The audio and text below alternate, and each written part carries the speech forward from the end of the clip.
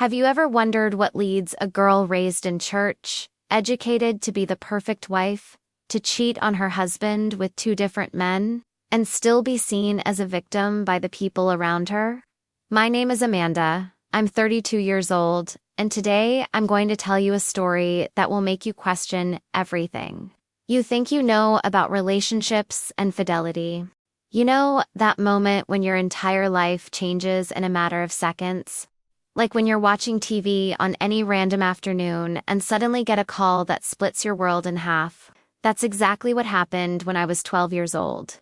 My sister Sarah, who was my best friend, my confidant, my partner in crime, literally the person I loved most in the world, died in a car accident coming back from college. Boom.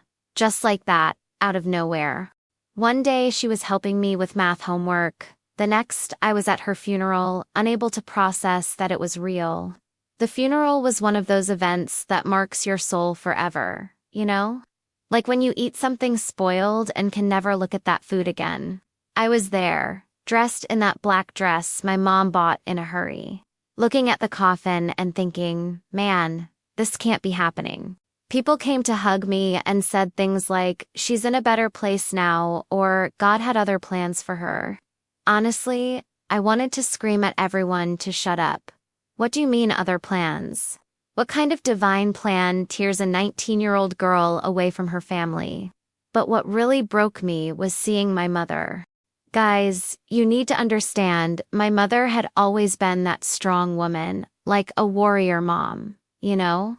She raised us alone ever since my father decided that being responsible wasn't for him. Always working double shifts, always running around, always finding a way. But that day, she looked like a broken doll. She was standing there, staring at nothing, as if someone had pulled the plug from her socket.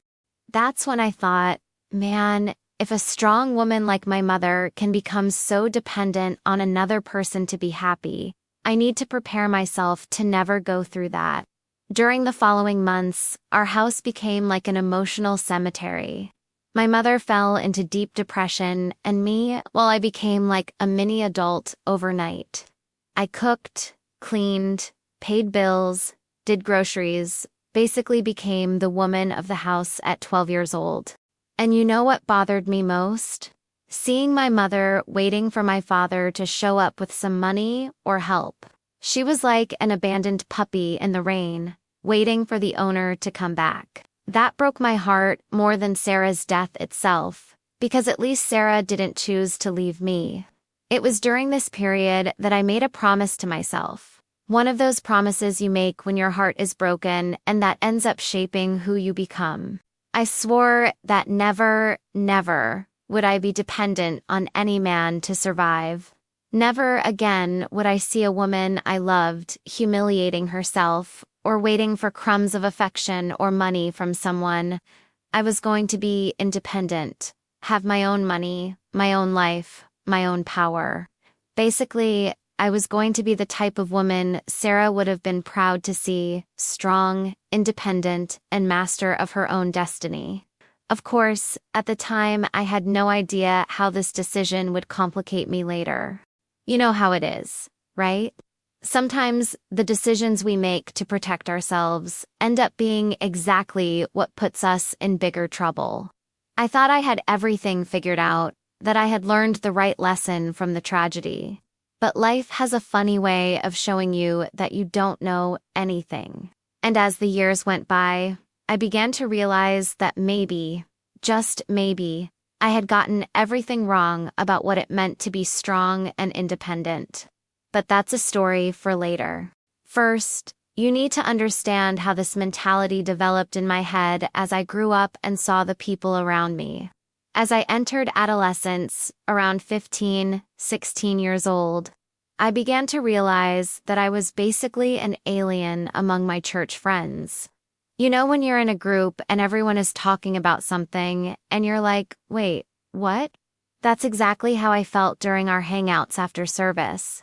The girls would sit there dreaming of finding a Prince Charming who would take care of them, pay their bills, buy their clothes, and basically be their Christian sugar daddy.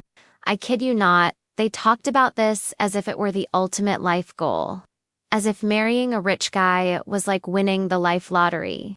Jessica, my closest friend at the time, always said things like, "Oh, I just want to find a man of God who will support me so I can stay home taking care of the children and the house." And the others agreed like a chorus of "Amen, sister." Amber dreamed of marrying the son of the town's car dealership owner, because obviously he would have money. Madison wanted a doctor or lawyer, someone established who could give her the luxury life she saw in romantic movies. It was as if they had all watched the same romantic comedy and decided that was the blueprint for happiness.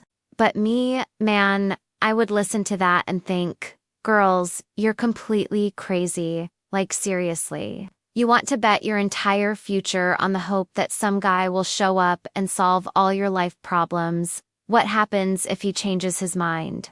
What happens if he's a jerk? What happens if he dies?"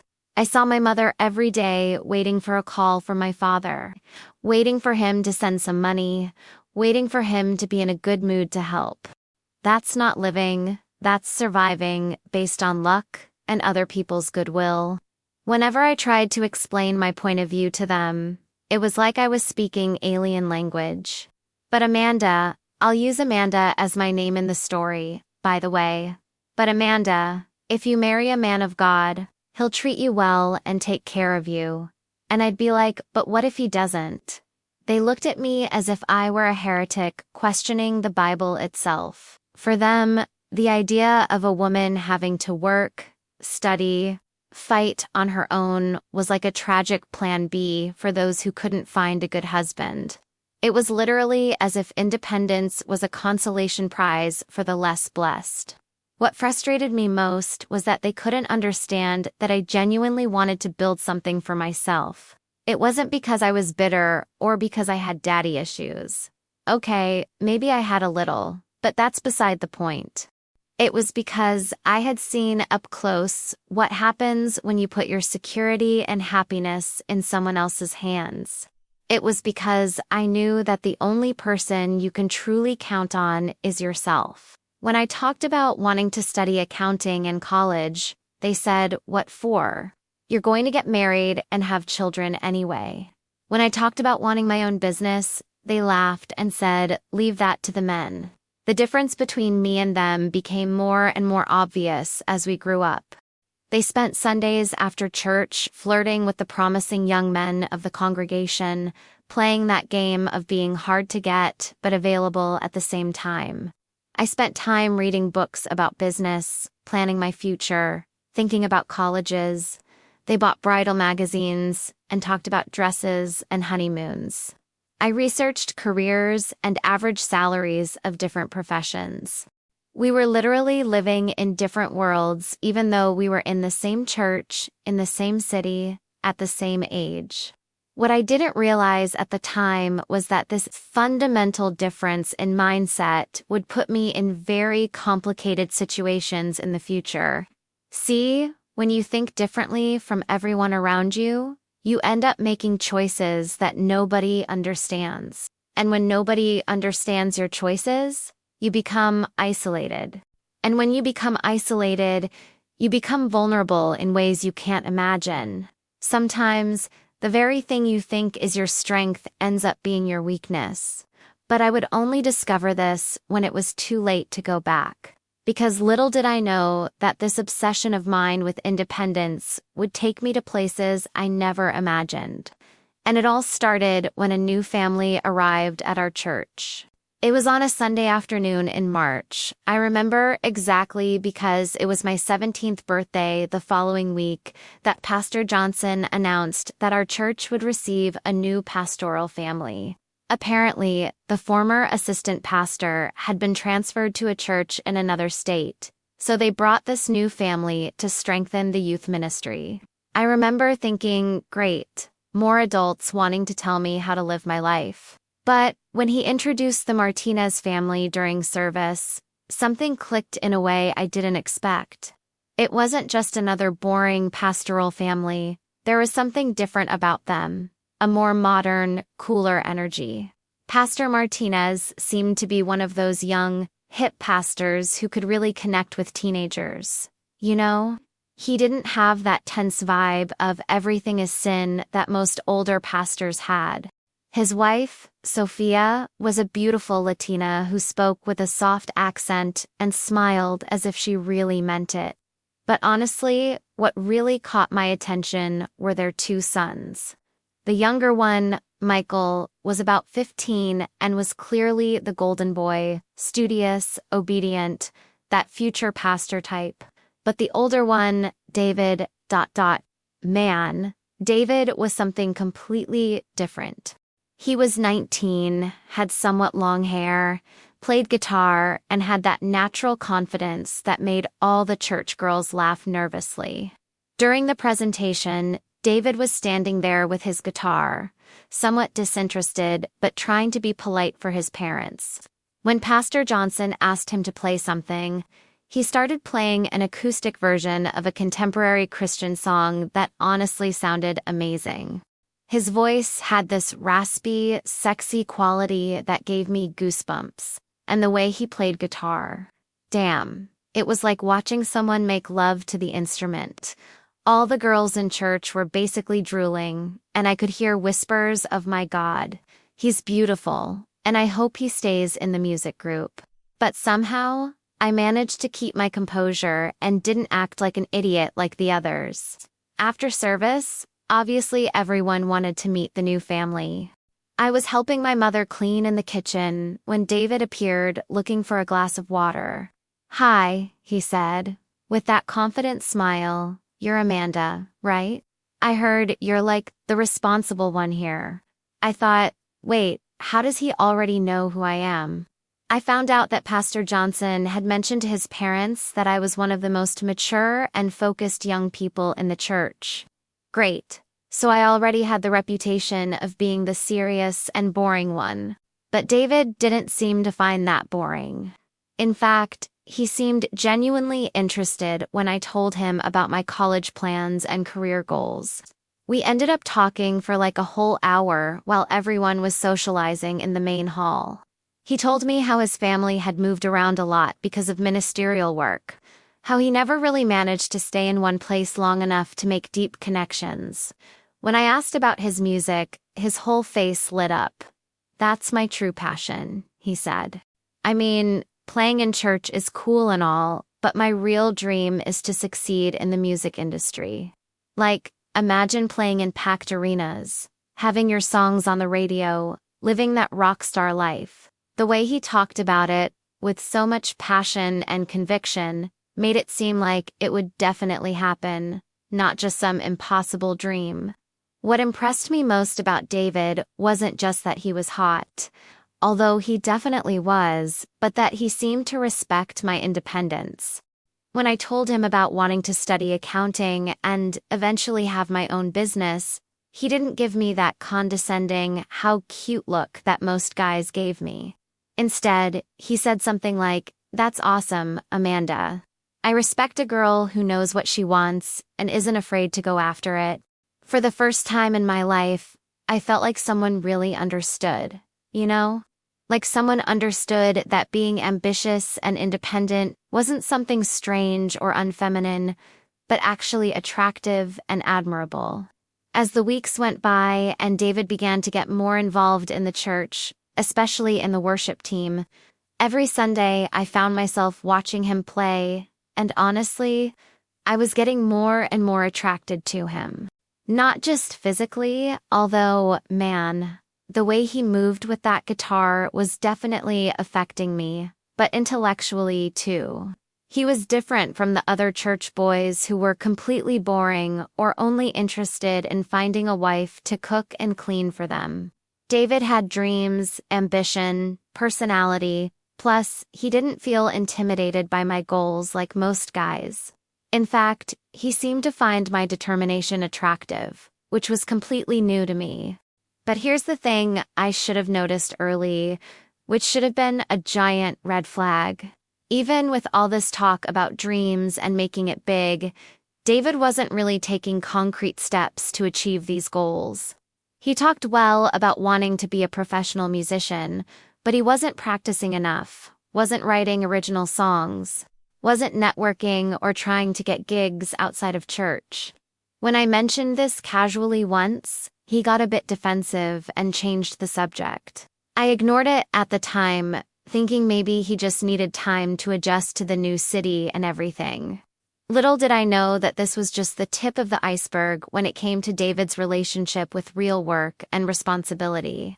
But, hey, I was 17 and in love, so I convinced myself that love could overcome anything. Spoiler, it couldn't.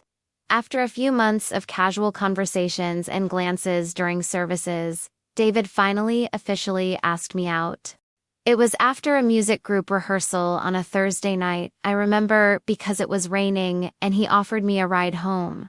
In the car, he played a song he had composed himself and said, "Amanda, I wrote this thinking about you." Man, I almost melted right there. The song talked about finding someone who truly understands you, someone who doesn't try to change you. When we got to my house, he looked me straight in the eyes and said, "Do you want to date me?" It was like that, direct and simple.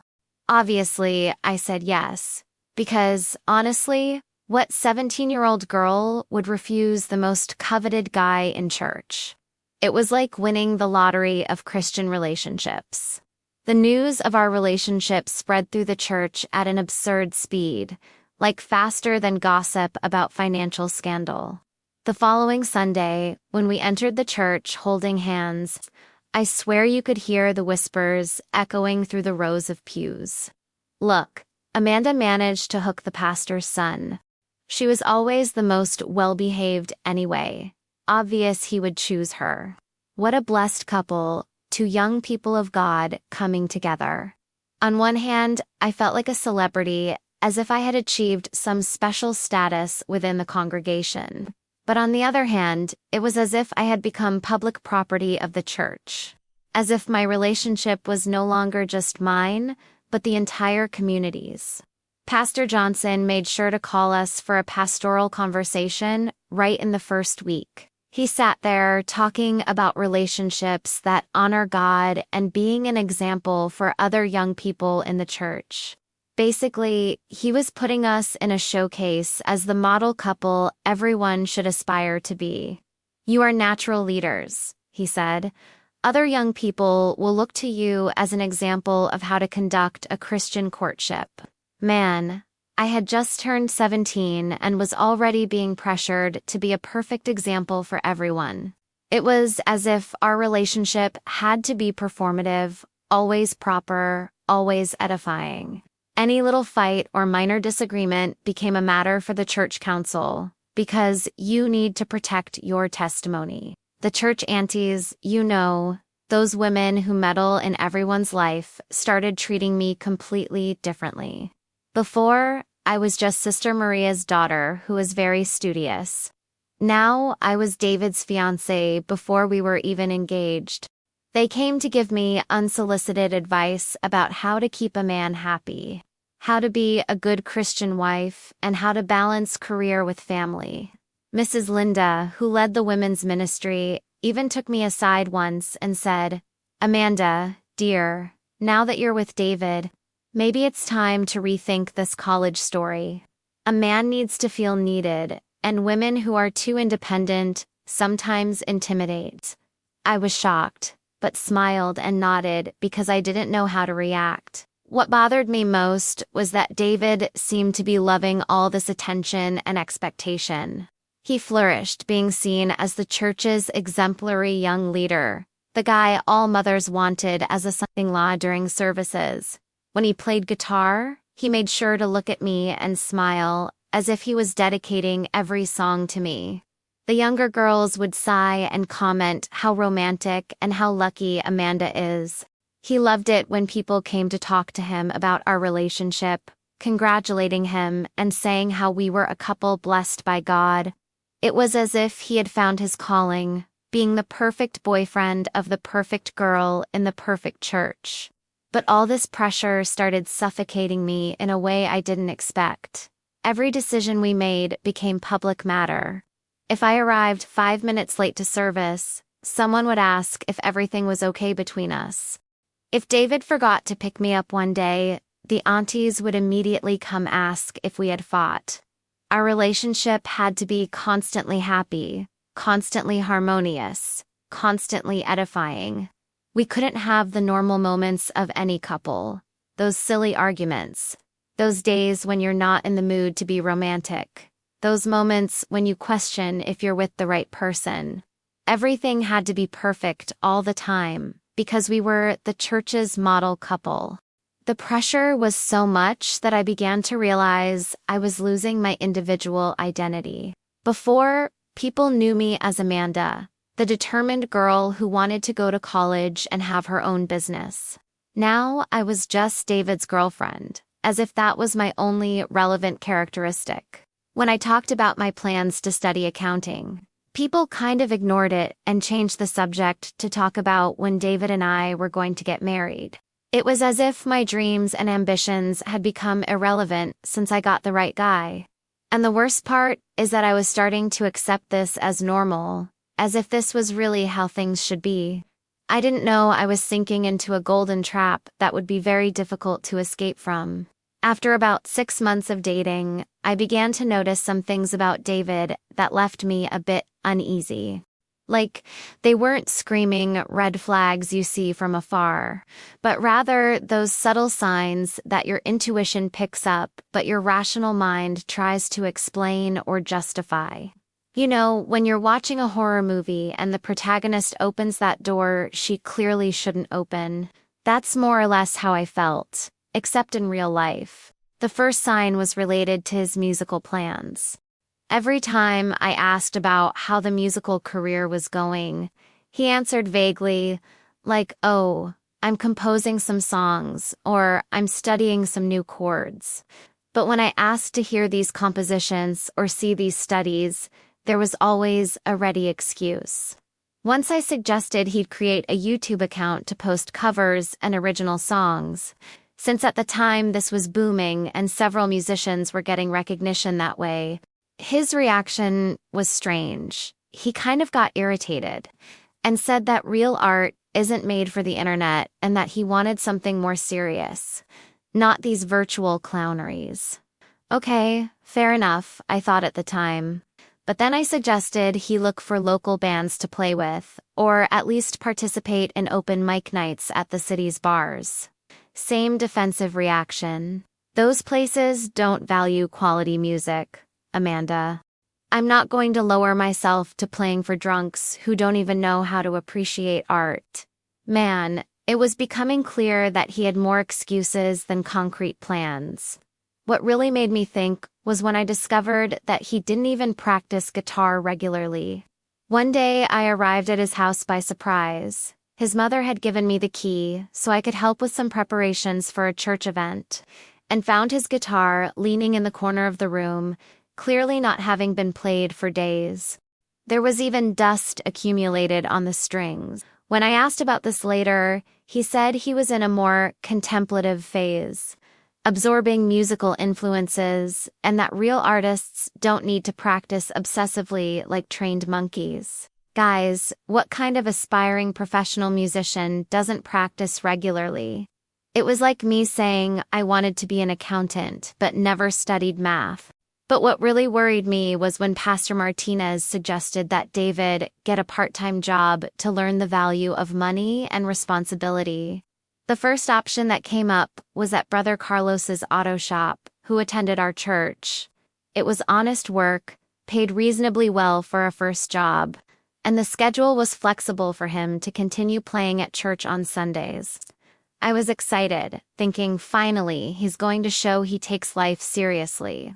David accepted reluctantly, complaining that manual labor wasn't for him, but that he would do it temporarily until things took off in music. At least he had accepted, right?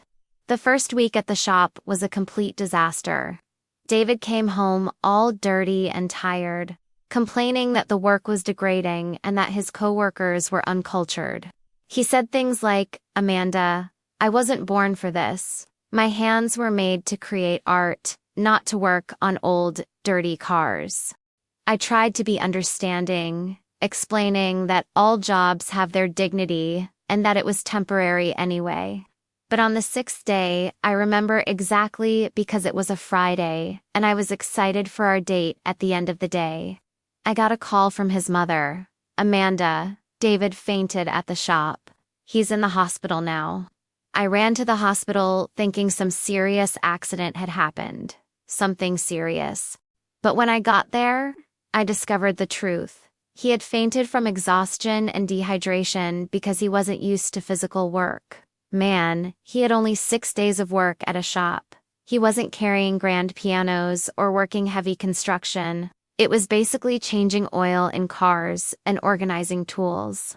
The doctor said there was nothing physically wrong with him, just lack of physical and mental preparation for activities that required sustained effort. David was hospitalized one night for observation. And the next day, he was already talking about how that job almost killed him, and how he would never again submit to this type of humiliation. At that moment, for the first time, a little voice in my head screamed loudly, "Amanda, this guy isn't right for you." But you know what I did? I completely ignored that voice, because I was afraid of ending the relationship and everyone at church thinking I had ruined a blessed relationship. Afraid of going back to being just studious, proper Amanda, without a boyfriend, while my friends were all already committed. Afraid that maybe I would never find someone else who at least pretended to understand me like David did. And mainly, afraid of admitting that I had wasted almost a year of my life with someone who clearly didn't have the same vision of the future as me. So, I did what many women do. I started creating excuses for him in my own head, convincing myself that true love means accepting the person's weaknesses and helping them grow. What a gigantic mistake I was making, and I had no idea how this decision would complicate my life even more from then on. After the shop fiasco, things took a turn I definitely didn't expect. Instead of David's parents being worried about his lack of willingness to work, they started talking about marriage. That's right, marriage. Like, your 19-year-old son can barely work a week at a shop, but let's talk about him taking on the responsibility of a wife. The logic was a bit lost there, but anyway. Pastor Martinez and Sophia started dropping those not-so-subtle hints during Sunday dinners at their house. "You two make such a beautiful couple," Sophia would say while serving lunch. "I bet the grandchildren will be beautiful." And Pastor Martinez would add, "David needs a good woman by his side to settle down in life. Sometimes a man only finds his direction when he has a family to take care of." I would sit there, eating that delicious roast chicken of Sophia's, thinking, guys, are you serious? I had just turned 18, was preparing for college entrance exams, had my whole life ahead of me, and they wanted me to become David's personal motivation for him to finally grow up. It was like I was medicine for his laziness. Take one, Amanda, and call me in the morning. But what scared me most was that David seemed to be agreeing with his parents. He would smile and nod when they talked about our future together, as if it were the most natural thing in the world. He never asked what I thought about it, never questioned if I was ready to take that step. Things escalated quickly when Pastor Martinez had a serious conversation with me after a Wednesday service. He called me to his pastoral office, that formal room with shelves full of theology books and a giant crucifix on the wall, and started talking about God's plans for my life. "Amanda," he said with that solemn pastoral voice, "I see how you and David complement each other. You have the determination and responsibility he needs, and he has the creativity and artistic sensitivity that can soften your very serious side." Man, he was basically describing me as a disguised babysitter as a girlfriend, but I continued listening politely.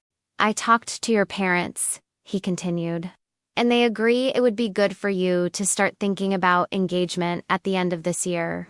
David is already 19. You'll be 19 soon. You've been together for over a year. It's an appropriate time to take the next step. I almost choked. But, Pastor, I managed to say, I still want to go to college. I just registered for the accounting entrance exam. He smiled, that condescending way adults use when they think you're being naive. Amanda, my daughter, marriage and studies are not mutually exclusive. You can very well study after getting married. In fact, having a husband to give you emotional stability, maybe you'll even do better in your studies. From there, the pressure became like a pressure cooker about to explode. Every Sunday, someone different asked me about wedding plans. The older women in the church started giving me advice about how to be a good wife, lending me books about Christian submission and how to support your husband's ministry. Guys, I wasn't even officially engaged yet, and I was already being bombarded with expectations about how to be the perfect wife of the future pastor-musician. It was suffocating. And the worst part is that David was absolutely happy with all this pressure. For him, it was as if the whole world was conspiring to give him exactly what he wanted without him having to work for anything. One day, my own mother sat down with me for a woman-to-woman conversation. She said, Amanda, I know you always wanted to study and have your independence, but sometimes life takes us down different paths than we planned. She told me how she herself had dreamed of being a teacher, but when she met my father, plans changed. And, look, she said, even with all the difficulties I had with your father, you two were the greatest blessing of my life. David is a good boy from a good family. You can have a stable life with him. Stable? That word echoed in my head for days. Stable, but happy. Stable, but fulfilled. Stable, but respected as an individual. What frustrated me most was that nobody seemed to consider my feelings or plans as relevant. It was as if I were a chess piece being moved around the board by other people. David never asked if I really wanted to marry him. He just assumed I did, because that's what couples who love each other do. His parents never asked about my dreams or goals, only about how I could help David achieve his dreams. Even my own mother was more concerned with my security than with my happiness. I felt like I was being gently pushed off a cliff, with everyone smiling and waving while I fell. And, the worst of all, part of me was starting to consider accepting all of this because it was easier, because it would end all the pressure. Because at least I would have fulfilled my role as a good Christian girl who found a good Christian boy and lived happily ever after. But there was a tiny voice inside me screaming, "This isn't what you want." And I was doing everything to muffle that voice. Because listening to her would mean having to make difficult decisions, disappoint people I loved, and possibly be alone in a world where all the women around me were desperate not to be alone. I didn't know I was about to make a decision that would completely change the course of my story. In the middle of all this pressure about marriage and future, something happened that completely changed my perspective on what I was capable of doing. My friend Jessica, the same one who dreamed of being supported by a rich man, told me that the dealership where her father bought the car was hiring salespeople. "Amanda, you have this convincing way of talking," she said, "and you understand numbers and these things. I think you'd do well there." Initially, I thought it was a waste of time. After all, I had no experience with sales, much less with cars. But something inside me said, why not try? Maybe it was the desperate need to have something that was just mine, away from church, away from marriage pressure, away from everyone's judgmental looks. When I arrived at the dealership for the interview, I confess I was nervous as hell. It was a completely masculine environment. Salesmen in suits, smells of new cars, conversations about engines and financing. The sales manager, Mr. Robert, a man of about 40 with that imposing presence of someone who knows what he's doing, received me somewhat skeptically. "Do you have experience with sales?" he asked, looking at my practically empty resume. "No," I answered honestly, but I have the desire to learn and I'm not afraid to work. Something in my tone must have convinced him, because after 20 minutes of conversation, he said, "We'll give you a chance. 2 weeks of experience, no commitment from either side." The first days were challenging in a way I had never experienced. I had to learn about car models, financing, insurance, documentation, a completely new world for me. But you know what I discovered? I was good at it. Very good. I had ease, understanding numbers, explaining financing options to customers, identifying what each person really needed and not just what they thought they wanted. In 1 week, I had already sold 3 cars, more than some experienced salespeople sold in 2 weeks. Mr. Robert was impressed. "Amanda, you have a natural talent for this," he said. "Customers trust you in a way I rarely see." What surprised me most was how different I felt in that environment. At church, I was always seen as David's girlfriend or the future wife of the pastor's son. At work, I was simply Amanda, the competent salesperson who could close deals and solve problems. Customers respected me for my efficiency, not for my relationship with someone important. My coworkers congratulated me for my results, not for my ability to be a good wife. It was the first time in my life that I felt my identity wasn't tied to my relationship or the expectations other people had about me as a woman. Mr. Robert started giving me bigger responsibilities. He taught me about sales strategies, let me participate in team meetings, gave me access to the inventory control system. "You have a head for business, Amanda," he would say. "Have you ever thought about studying administration or something related?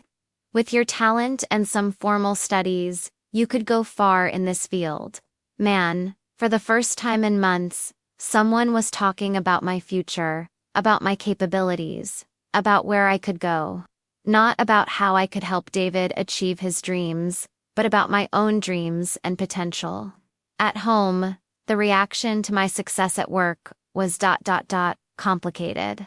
David would get kind of uncomfortable when I arrived excited telling about a difficult sale I had managed to close or about a promotion.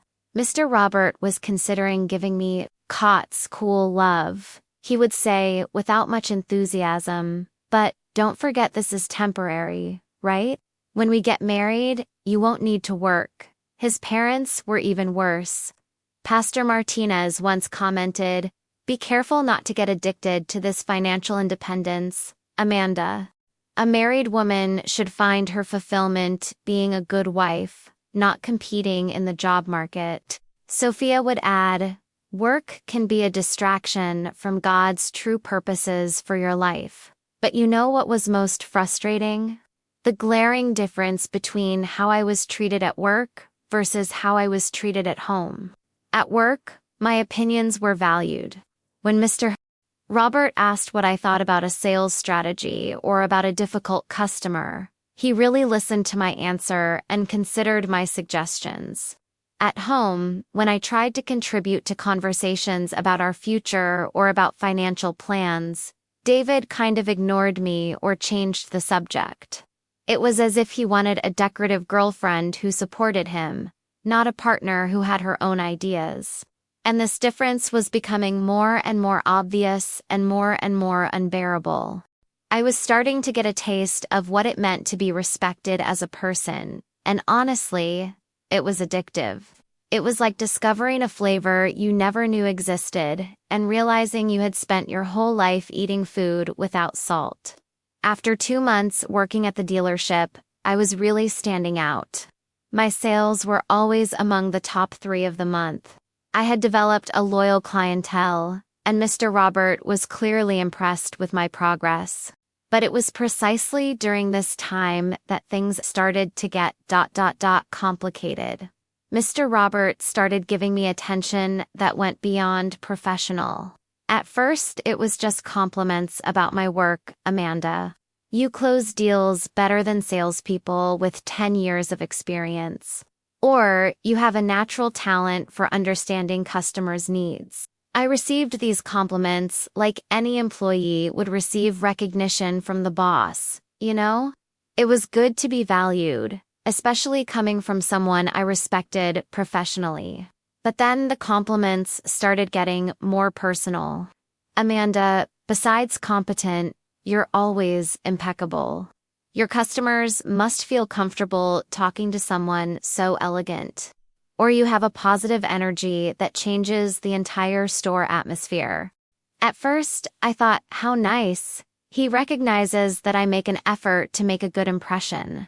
But as the weeks passed, I noticed that Mr. Robert started finding excuses to stay near my desk, to review my contracts personally before he just signed them, to call me to his office to discuss strategies more frequently than he called other salespeople. The other girls on the team, Carla and Patricia, started subtly warning me. Amanda, be careful with Robert. He's married, has 2 children, and has had some episodes here before. What kind of episodes? I asked, pretending disinterest, but obviously curious. Carla looked around to make sure nobody was listening and whispered, about 3 years ago. He got involved with a saleswoman who worked here. Jennifer. She was super competent, like you, and he started giving special attention, compliments, these things. His wife found out when she found messages on his phone. It was a scandal. Jennifer had to leave town because his wife made a scene at her house, in front of the neighbors and everything. Patricia added, and it wasn't just Jennifer. There were 2 other similar situations. The problem is, he's really a good boss, pays well, treats the team with respect in general. But he has this weakness for young, competent female employees. I should have paid attention to their warning. Seriously, I should have. But you know what happened? At home, I was feeling more and more invisible. David was in an even lazier phase. He wasn't even looking for work anymore after the shop fiasco. Spent his days playing guitar casually or playing video games. When I arrived home, excited to tell about my workday, he kind of pretended interest for 5 minutes and then changed the subject to talk about a new song he had learned or about some YouTuber he was watching. It was as if my professional success was irrelevant to him, as if it were just a cute hobby until we got married and I became a housewife. Robert, on the other hand, seemed genuinely interested in everything I did. He asked about my sales techniques, wanted to know my opinion about new models that arrived, included me in important store decisions, and he started making small gestures that, I confess, affected me. One day, he brought special coffee for the whole team, but mine came with a little note for our rising star. On another day, when I was stressed with a difficult customer, he appeared with my favorite candy, which he had asked Carla what it was, and said, to sweeten your day. They were small gestures, but it was attention. It was someone noticing when I was happy, when I was frustrated, when I needed support. The progression was so gradual that I didn't even notice when we crossed the line from professional to personal. First were the invitations to lunch to discuss quarterly goals. Then, offers of rides when my bus was late. Next, conversations that extended after hours when the store was closed and only we 2 were there organizing the day's paperwork. Robert was intelligent, funny, had interesting stories about business and about life. Gradually, he began to open up about his personal life too. He told me the marriage hadn't been going well for years, that he and his wife were more like housemates than like a couple, that he felt undervalued at home the same way I felt with David. One day, when we were working late organizing the month's inventory, Robert stopped what he was doing, looked me straight in the eyes and said, Amanda, you're an incredible woman. Intelligent, dedicated, ambitious, beautiful. Any man should consider himself lucky to have you by his side. I felt my heart accelerate because, man, it had been months since I heard something like that. David never talked about my qualities, never complimented me, never made me feel special or desired. Your boyfriend is very lucky, Robert continued. I hope he knows how to value what he has. At that moment, looking into his eyes, I knew exactly where that conversation was going. And for the first time in a long time, I didn't want to run away. I wanted to stay there, in that moment, feeling seen and valued by someone who really seemed to admire me. Was it dangerous? For sure. Was it wrong? Probably. But it was also the first time in months that I felt truly alive. The pressure to speed up the marriage reached an insane level when some church members started spreading rumors about me and Robert.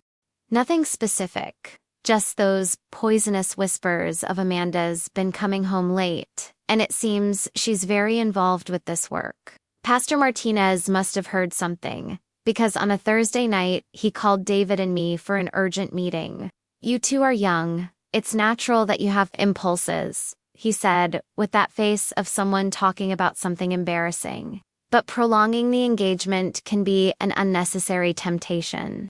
I think it's time for you to make this union official before God." David agreed immediately, as if he had been waiting for this cue for months.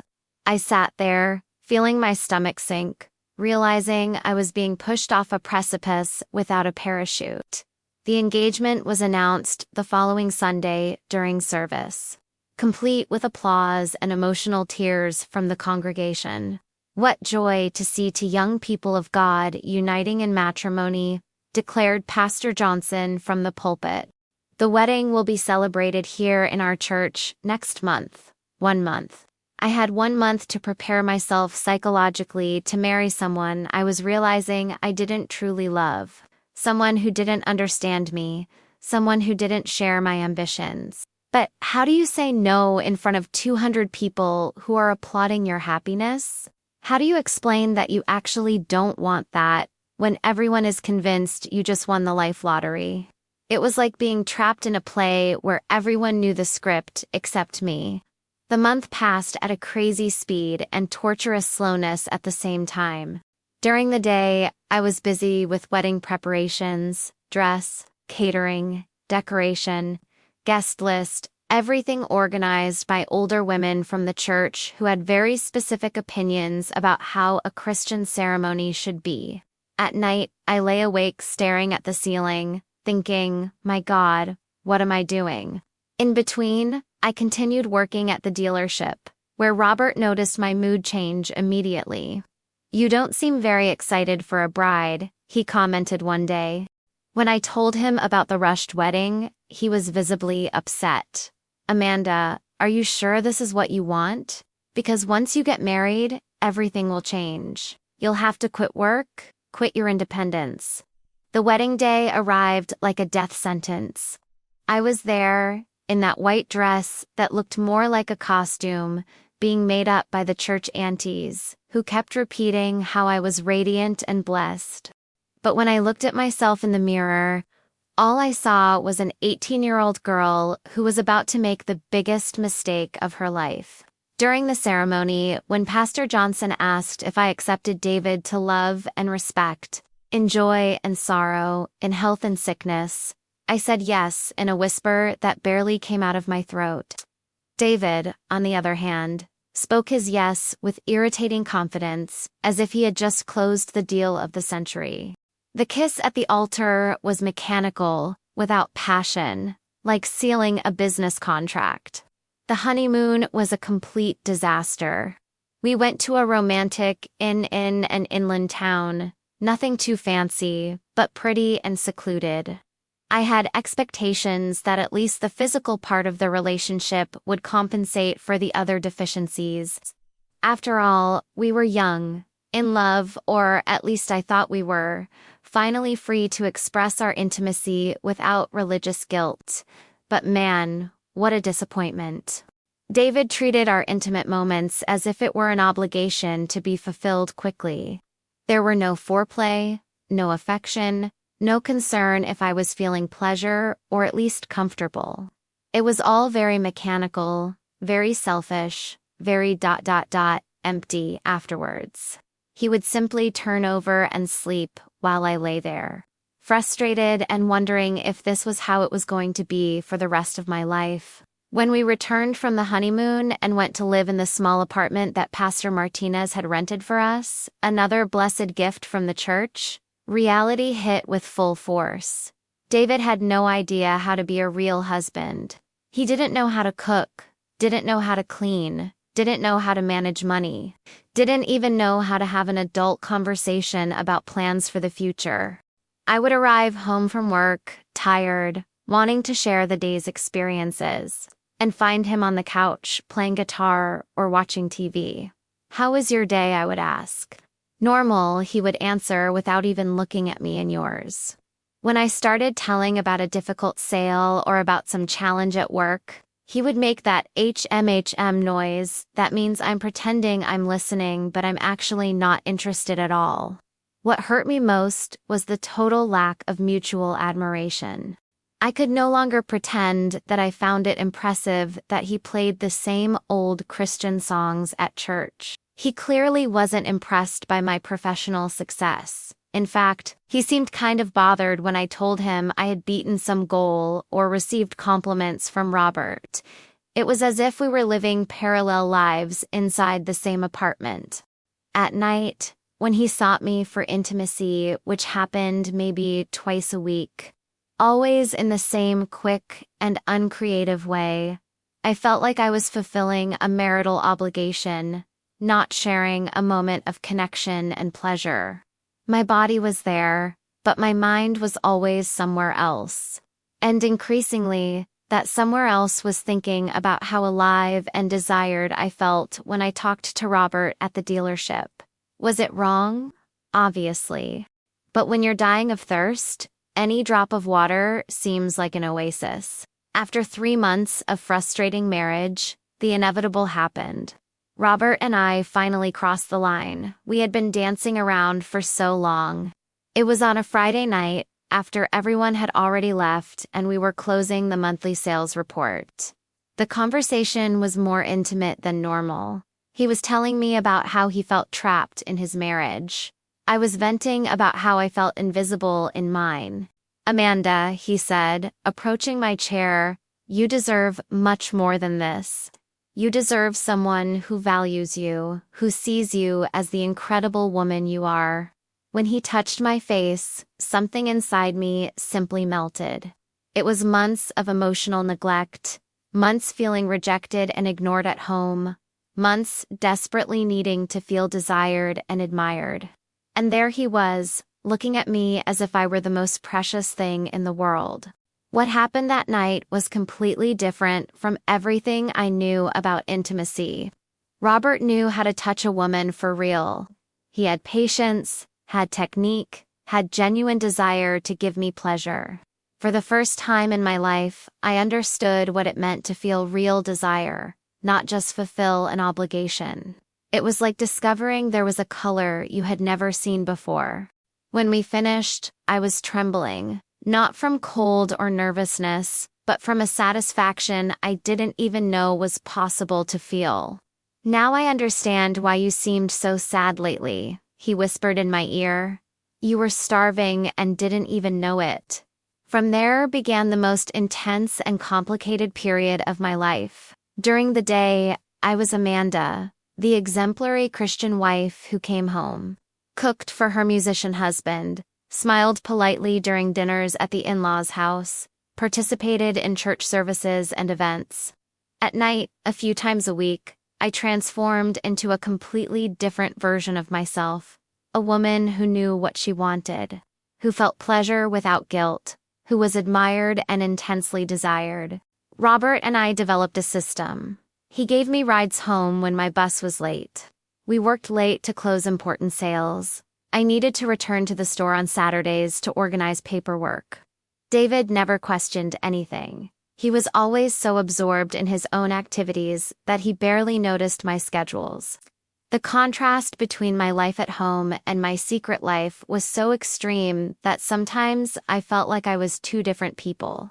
At home, David continued treating me like a convenient roommate who also had sex occasionally. He never asked about my workday with genuine interest.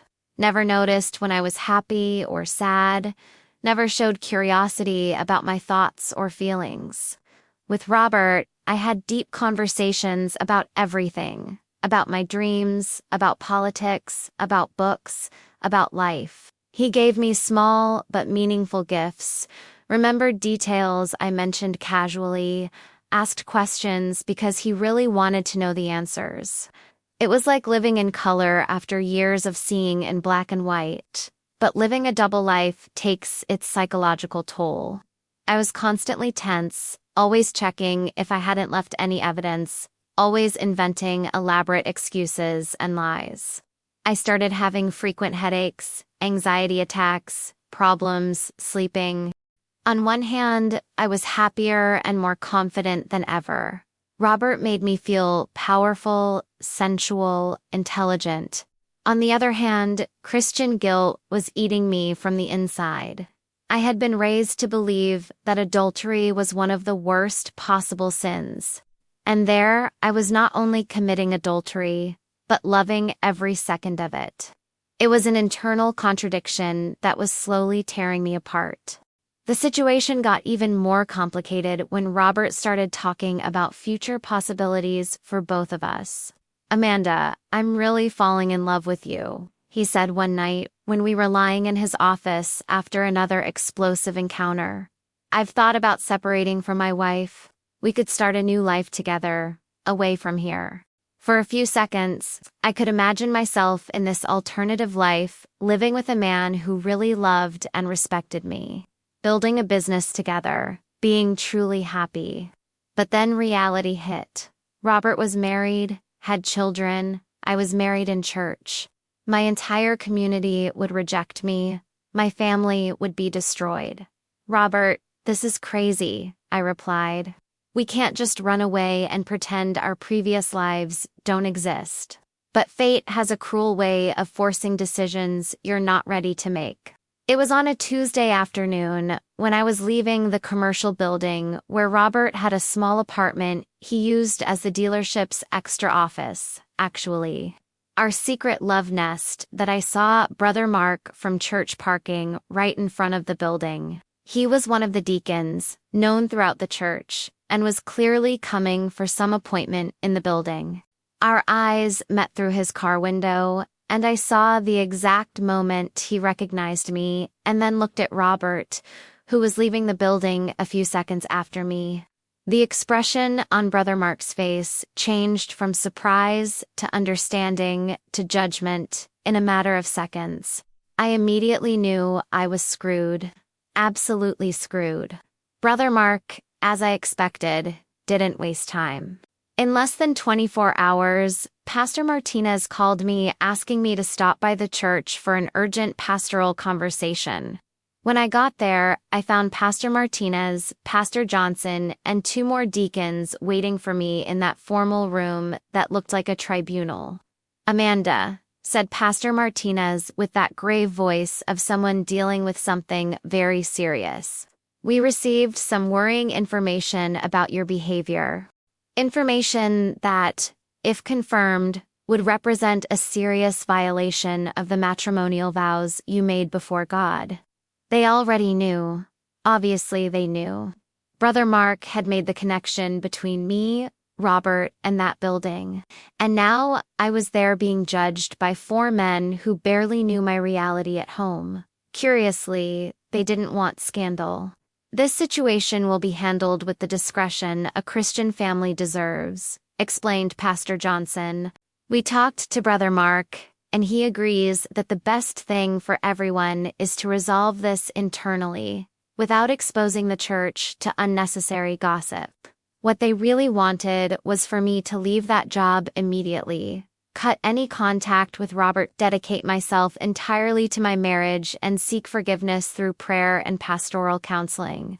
David was informed about the situation, a very summarized version where I had gotten emotionally involved with the boss, but where nothing physical happened, thank God. He was hurt, of course, but his reaction was more about wounded pride than a broken heart. "How could you do this to me, Amanda?" was more about how it affected him than about understanding why I had done that. I left the dealership the following week, making up an excuse about wanting to dedicate myself more to marriage. Robert was devastated, but understood I had no choice. "If you change your mind, Amanda, I'll be here," he said at our last meeting. I won't give up on us that easily, but I knew that chapter had come to an end. To survive financially, because David continued without work, living off the allowance his father gave him, I started selling beauty products door to door. It was a way to maintain my financial independence without raising suspicions. Since cosmetic sales was considered an appropriate activity for entrepreneurial Christian wives, at least that's what I told myself to not go completely crazy. It was during one of these sales that I met someone who would change my life in a way I never imagined. Sister Patricia was one of the most respected women in the church, married for 15 years, 2 beautiful children, always impeccable at services, leader of the women's ministry. She ordered a complete makeup kit, but when I went to deliver it, a lipstick that was out of stock was missing. "No problem," she said. "You can bring it another day when it arrives." A few days later, I called saying the product had arrived and asked if I could stop by to deliver it. "Sure, come around 2 o'clock," she said. "I'll be home." When I arrived, I only found her husband, Carlos, at home. "Patricia went out to take the children to the doctor," he explained, "but she left the money here. Want to come in for a bit? She should arrive any moment." Carlos was completely different from what I expected. At 35, he had that maturity that David completely lacked, but without being boring or stuffy. He was a civil engineer, worked at a big company in the city, had that confident way of a man who knows exactly what he wants from life. While we waited for Patricia to arrive, we talked about everything, about work, about the city, about plans for the future. "You seem kind of sad lately at services," he observed. "Everything okay at home?" It was the first time in months that someone really noticed my emotional state and asked with genuine interest. Before I realized it, I was venting about everything, about how I felt trapped in marriage, about how David had no ambition, about how I felt I was wasting my life. Carlos listened to me with attention I hadn't received in a long time. He didn't judge, didn't give unsolicited advice, didn't try to minimize my feelings. "Amanda," he said, "when I finished talking, you're an intelligent, ambitious woman with a lot of potential. It's natural that you feel frustrated in a situation where you can't grow." When Patricia arrived half an hour later, I already knew I had found someone special. "Sorry for the delay," she said, not imagining that her husband and I had just established a connection that would change everything. "I hope Carlos took good care of you." If she knew how he had taken care of my emotional neglect during that conversation, maybe she wouldn't be smiling so carelessly. From there, I started finding excuses to stop by Patricia's house when I knew only Carlos would be there. I forgot to deliver a sample, or I wanted to confirm an order, or I brought the new catalog for you to see. Carlos always received me with that smile that said, "I know exactly why you're here, and I want you to be here too." Our conversations became increasingly intimate, more personal, more charged with unresolved sexual tension. He told me about how he felt alone in marriage, how Patricia was always busy with children and church activities, how they had become more like housemates than husband and wife. "Sometimes I wonder if this is what I'm going to be for the rest of my life," he said one afternoon. A silent provider who pays the bills and smiles at social events. What attracted me most to Carlos was his emotional maturity and stability. He wasn't like Robert, who was intense, but married to a complicated situation. Carlos was a grown man, established, who knew exactly what he wanted and how to get it. When he looked at me, I saw recognition. He saw my intelligence, my ambition, my potential. "You should be in college, Amanda," he said once. "Actually, Why don't you sign up for next year's entrance exam? I can help you study. It was the first time someone not only respected my academic dreams, but actively encouraged me to pursue them.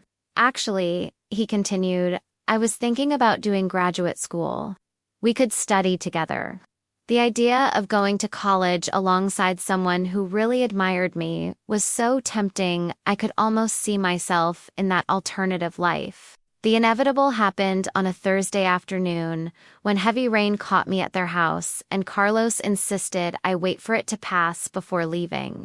Patricia was at a women's ministry meeting, the children at school, and the two of us were alone in that house that breathed stability and success. Amanda, he said, approaching slowly, I can't stop thinking about you.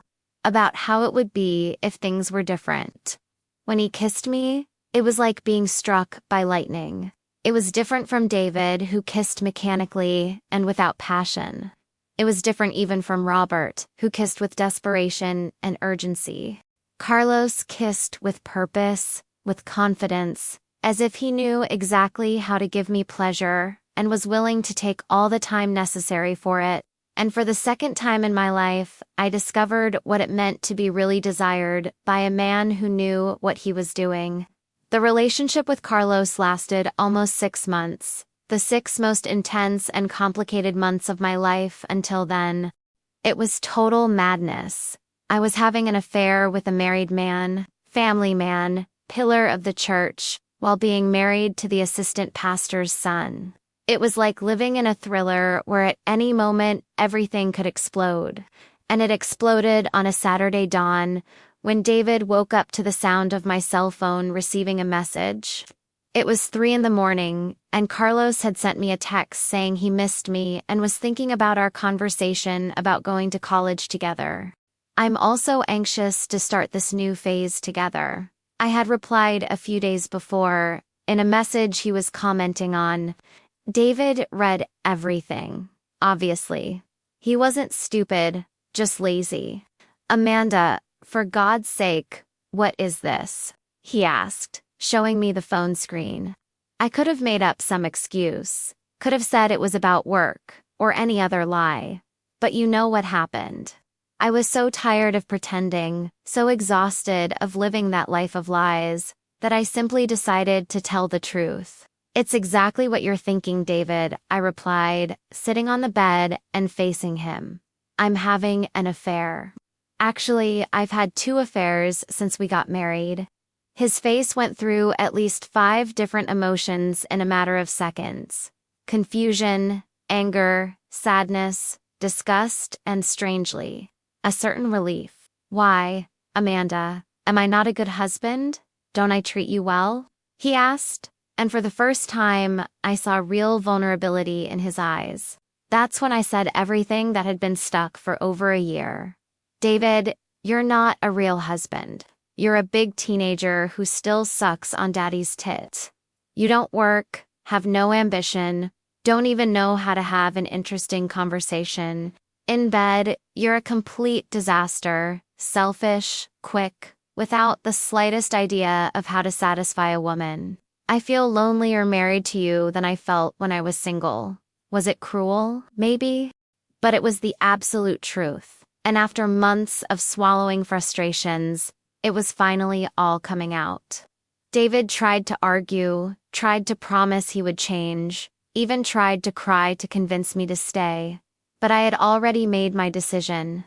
It's no use, David. You can change for a few weeks, maybe a few months, but deep down, you are what you are. A man-child who thinks getting married is gaining a substitute mother who also has sex. The separation was a gigantic scandal in the church. Pastor Martinez tried to reconcile us through intensive marriage counseling, but I refused to participate. Pastor, with all respect, I don't want this marriage anymore. I don't want this life anymore. I don't want to pretend I'm happy when I'm dying inside. The entire church was shocked. After all, I had always been seen as the exemplary wife, and now I was challenging the very institution of Christian marriage. Carlos, obviously, was in an impossible situation when our story came to light. Patricia found out through church gossip and confronted him at home. Their fight was epic. Neighbors reported screams that lasted hours, plates being broken, children crying. In the end, Carlos chose to preserve his family, as I already expected would happen. "Amanda, I love you, but I can't destroy my children's lives," he told me at our last meeting. "I hope you understand." I understood perfectly. I even respected his decision. But that didn't make the pain any less. Losing Carlos was different from losing Robert. With Robert, it was more about physical pleasure and validation. With Carlos, I had really fallen in love with the possibility of an adult, mature life. The social pressure became unbearable. The church women treated me as if I were radioactive, whispering when I passed and making those poisonous comments like, "Poor thing. She lost her mind," or I always knew she had problems. The men looked at me differently too, some with moral disgust.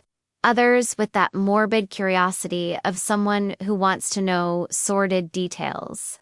My own mother was divided between supporting me and trying to convince me to seek forgiveness and restoration. "Amanda, you're throwing your life away," she would say. "Good men are hard to find, and you had one from a good family, from church, ... But I could no longer pretend that was life. It was survival, at most." That's when I decided I needed to start over completely. I gathered my savings from cosmetic sales, bought a bus ticket, and moved to another state, away from church, away from gossip, away from everyone who knew me as the Amanda who destroyed 2 marriages. In the new city, I completely reinvented myself. I got a job at an accounting firm, finally enrolled in the college I always wanted to attend, rented a small apartment that was just mine. For the first time in my life, I was truly independent, nobody paying my bills, nobody dictating how I should live, nobody judging my choices. It was scary and liberating at the same time, like learning to drive alone on a deserted road. It was during this time that I met Marcus, a petroleum technician who worked on an offshore platform. He was different from all the men I had known, hardworking, honest, without religious or family complications. When we started dating, I thought I finally found someone normal. Someone who can give me the stability I always wanted without all the drama. We got married after a year, had our daughter Sophia, and for a few years I really believed I had managed to build the perfect life I always dreamed of. But you know how it is. The past has a strange way of haunting the present, especially when you least expect it. And that's how I arrive at the present moment of my life. Married to Marcus for 6 years, mother of Sophia, trying to build a normal life after all this whirlwind. Marcus works on an oil platform, stays weeks away from home, and when he travels, I'm alone with my thoughts, and with memories that insist on not leaving me in peace. Because here's the truth nobody talks about regarding betrayal. It's not just about sex. It's not just about neediness. Sometimes it's about discovering parts of yourself you didn't even know existed. And then having to live with this person you became. Today, I look back and ask myself, was all this desperate search for independence worth it? Was it worth destroying relationships in the name of my freedom? Or could I have found a middle ground, a way to be independent without hurting so many people in the process? These are questions that haunt me, especially when Sophia asks me about relationships and I don't really know what advice to give her. How do you teach your daughter to be strong and independent without repeating your own mistakes? And you guys, what do you think of all this? Am I just another woman who didn't know how to handle her own ambitions? Or is there really this crazy social pressure that pushes us into impossible situations? Tell me in the comments. Have you ever felt trapped between what you wanted to be and what society expected of you? Have you ever made choices that seemed right at the time, but later proved to be Completely wrong. I really want to know your stories because I'm sure I'm not the only one who went through this. Subscribe to the channel if you haven't subscribed yet. Share this video with your friends and turn on notifications because I'm sure you know someone who needs to hear this. Let's create a community where we can talk openly about our mistakes, our successes, and everything we learned along the way. My goal here is to tell real stories of real women, without filter, without romanticization, without guaranteed happy ending. Life is complicated, relationships are complicated, and the more we talk about this openly, the more we learn from each other. Until next time, and remember, regardless of the choices you've already made, there's always time to start over. The question is, are you ready to face the consequences of the next choices you make?